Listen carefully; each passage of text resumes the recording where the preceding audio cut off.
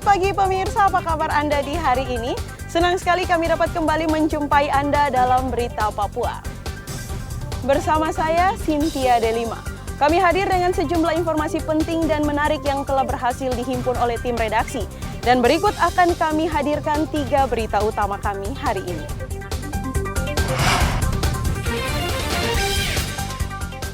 Tentara di Maibrat baku tembak dengan organisasi Papua Merdeka saat berpatroli di distrik Aifat. 15 nelayan Merauke yang ditahan tentara Australia belum dipulangkan. Ratusan tentara dan polisi di Merauke ikut upacara peringatan ulang tahun Bayangkara.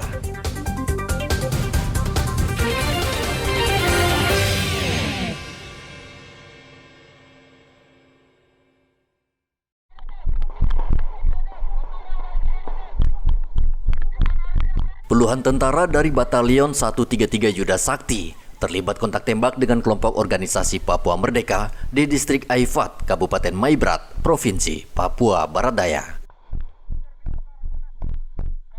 Tentara yang berpatroli di Aifat ditembak dari arah gunung oleh kelompok organisasi Papua Merdeka. 1 jam kontak tembak berlangsung dan tentara berhasil memukul mundur OPM.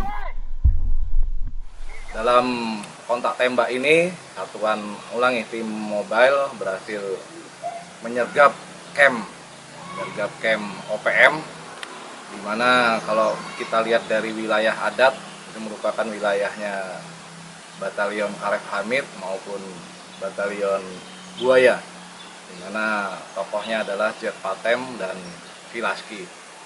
Di dalam penyergapan ini pun anggota kami telah berhasil mendapatkan 1 pucuk senjata rakitan, kemudian senjata tradisional seperti panah, kemudian parang, kampak, solar cell, dan beberapa bahan makanan termasuk HT dan HP.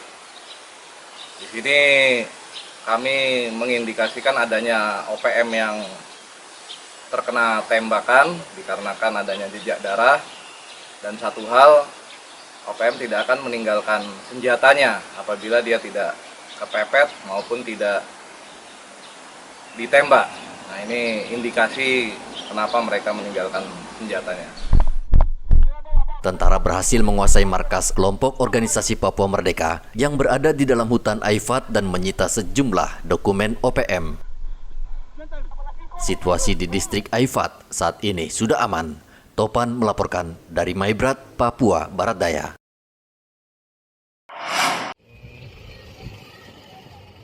Polda Papua akan menindak tegas anggota yang kedapatan bermain judi online maupun bukan judi online. Kapolda Papua mengatakan langkah tegas tersebut diambil untuk menyelamatkan keuangan anggota polisi agar mereka tidak tertimpa masalah. Karena judi bisa membuat seseorang jatuh miskin, pasangan suami istri bercerai hingga perbuatan kriminal.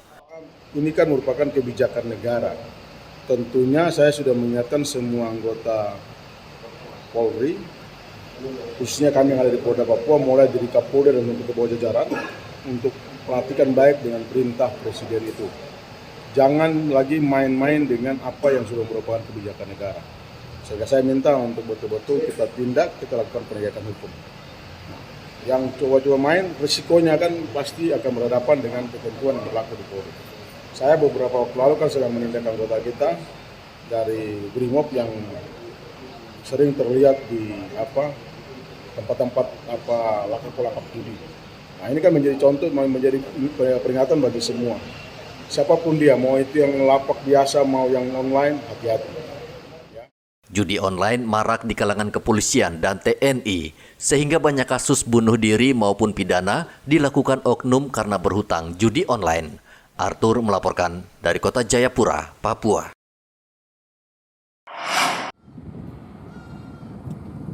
Pihak berwenang Australia akan mendeportasi 15 nelayan Indonesia yang menjalani pemeriksaan karena diduga melakukan pelanggaran. Dari hasil investigasi, Australia tidak menemukan bukti 2 kapal nelayan yang ditangkap tersebut melakukan pelanggaran berat. Kepala Badan Perbatasan Merauke Rikianus Samkakai mengatakan 2 kapal yang ditumpangi belasan nelayan asal Indonesia tersebut ternyata tidak menangkap ikan hiu. dan semua hasil tangkapan ikan berasal dari Laut Arafuru. Rekianus memastikan 15 nelayan asal Indonesia saat ini sudah didampingi konsulat RI di Australia dan mereka dalam keadaan sehat. Dari hasil investigasi itu tidak ditemukan, pertama, pelanggaran dari 2 kapal itu belum pernah sebelumnya melakukan pelanggaran, baru pertama kali.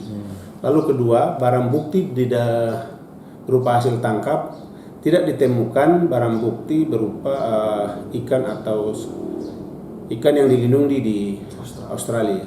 Barang bukti kurang lebih gelembung kurang lebih 20 kg menurut data yang kami terima, itu diperoleh pengakuan nelayan diperoleh di Laut Aru di Laut Indonesia. Mereka menurut pengakuan kapten kapal 2 bahwa mereka tanpa sadar masuk ke wilayah Australia. Kami terus berkomunikasi sesuai petunjuk Bapak Bupati. Informasi jam 1 itu mereka masih dalam ditahan, tapi semua dalam keadaan sehat dan baik. Puji Tuhan itu pendampingan sudah dilakukan oleh pemerintah Republik Indonesia di Darwin, artinya didampingi sambil menunggu proses penyelesaian masalahnya. Dalam waktu dekat mereka akan kembali ke Indonesia. Namun sesuai aturan, mereka harus berada di Australia selama 28 hari, setelah itu mereka baru diizinkan pulang. Sebelumnya 4 kapal nelayan asal Merauke ditangkap pihak berwenang Australia dan 1 kapal ditenggelamkan. Mereka diduga menggunakan jaring khusus untuk menangkap ikan hiu. Muhammad Ridwan melaporkan dari Merauke, Papua Selatan. Kawasan Bovendigul, Papua Selatan saat ini marak dengan peredaran narkotika. Kepolisian setempat kerap membongkar jaringan peredaran narkotika yang melibatkan warga negara Papua New Guinea. Tahun 2023, Polres Bovendigul mengungkap peredaran ganja di kabupaten ini dengan menemukan ladang ganja terbesar seluas 1 hektar yang terletak di perbatasan Indonesia dan Papua New Guinea. Menurut Kapolres Bovendigul AKBP Komang Budiarta, pelaku berupaya mencari berbagai cara untuk mengedarkan ganja. Salah satunya dengan menanam pohon ganja di zona netral perbatasan agar tidak bisa tercium aparat. Namun hingga saat ini tidak jelas siapa pemilik ladang ganja tersebut. Ladang ganja kemarin kita tahun lalu sama tahun ini kita dapatkan, tapi yang besar tahun lalu. Berapa hektar itu Pak Kapolres? 1 hektar lebih tahun lalu ya. Karena kebun itu posisinya masih masuk di daerah PMJ. Itu yang jadi kendala. Mereka sudah tahu, mungkin sudah pintar. Jadi kebun itu semua ada di daerah zona netral dan daerah PMJ. Mereka mengedar baru dipecah. Kita sementara ini selain menemukan ladang ganja kita tim gabungan, kita juga aktif melakukan pemeriksaan di masuk Kota Tanah Merah, baik yaitu dari arah Jair maupun dari arah Militan. Polres Bovendigul seringkali menangkap pengedar atau bandar besar. Umumnya mereka membawa ganja dari Papua New Guinea melalui jalan tikus yang jumlahnya tidak terhitung. Sementara aparat yang bertugas di perbatasan jumlahnya sangat sedikit sehingga sulit membendung para pelaku. Muhammad Ridwan melaporkan dari Bovendigul, Papua Selatan.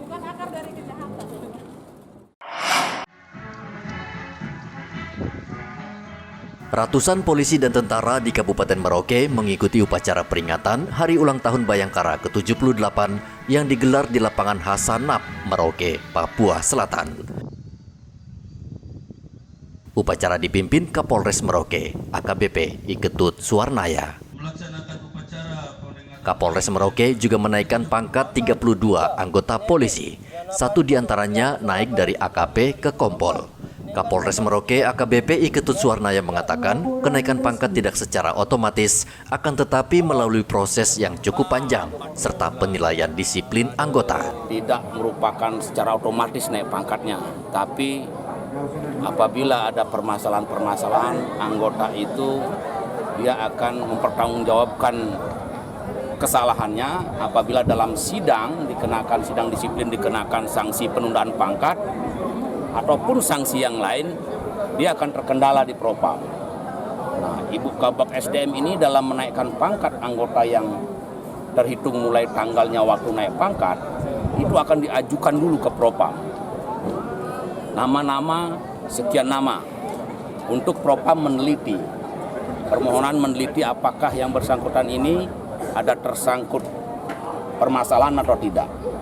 Nanti Propam membalas surat dari SDM bahwa yang bersangkutan tidak ada permasalahan. Dan yang untuk periode ini ya alhamdulillah lancar. Ya, semuanya yang diajukan semuanya keluar gitu ya. Semuanya keluar. Ada beberapa yang bermasalah ini yang sedang kita tindak itu belum naik pangkat sekarang. Itu masih anak-anak yang baru-baru ya yang sudah kita tindak. Saat ini juga ada sejumlah anggota polisi di Polres Merauke yang menjalani pemeriksaan terkait pelanggaran hukum dan disiplin. Akibatnya mereka tidak bisa diajukan untuk kenaikan pangkat. Muhammad Ridwan melaporkan dari Merauke, Papua Selatan.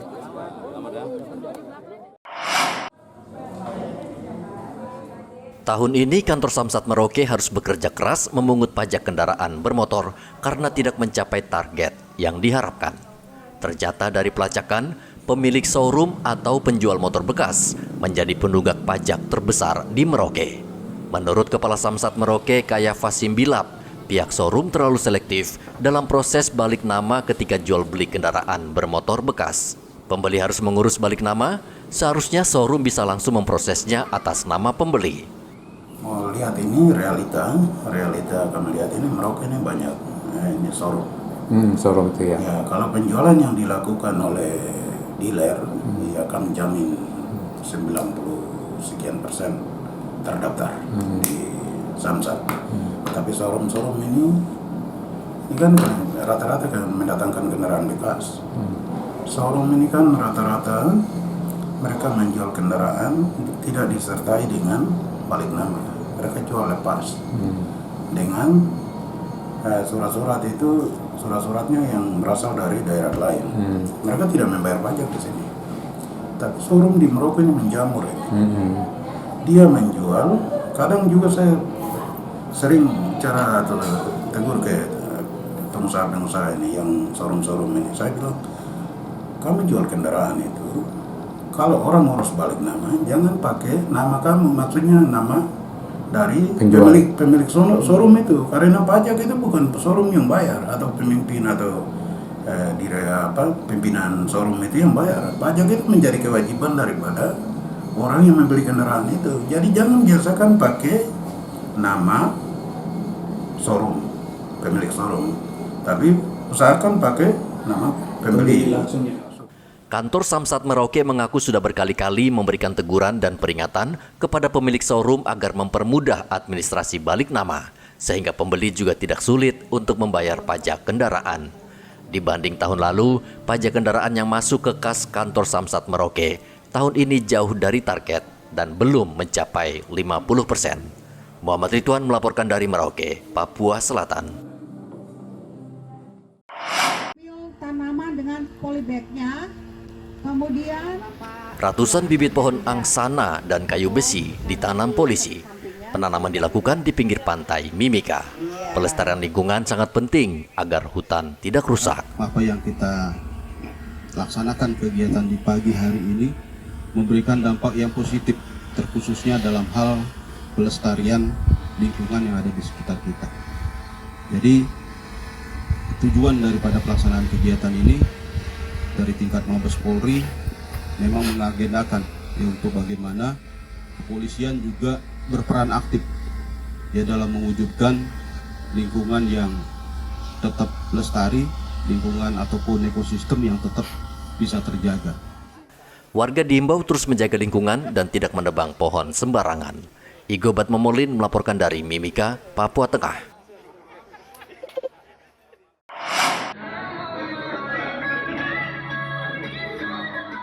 Memeriahkan ulang tahun ke-78 Bayangkara, Polres Jayapura menggelar perlombaan e-sport yang dilaksanakan di OB Reimai Mapolres Jayapura. Perlombaan yang digelar kali ini hanya diikuti internal Polres Jayapura saja. Meski begitu, dirinya mengemukakan bahwa tidak menutup kemungkinan Polres Jayapura akan membuka kegiatan yang sama untuk umum pada ajang perlombaan berikutnya. Meramaikan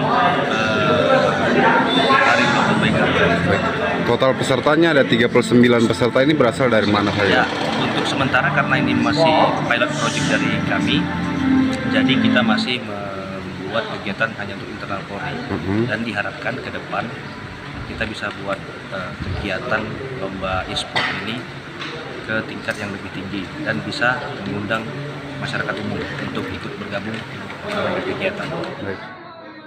E-sport saat ini menjadi salah satu cabang olahraga yang populer dan banyak digandrungi kalangan anak muda. Bahkan sudah diperlombakan di ajang internasional bergengsi seperti Asian Games.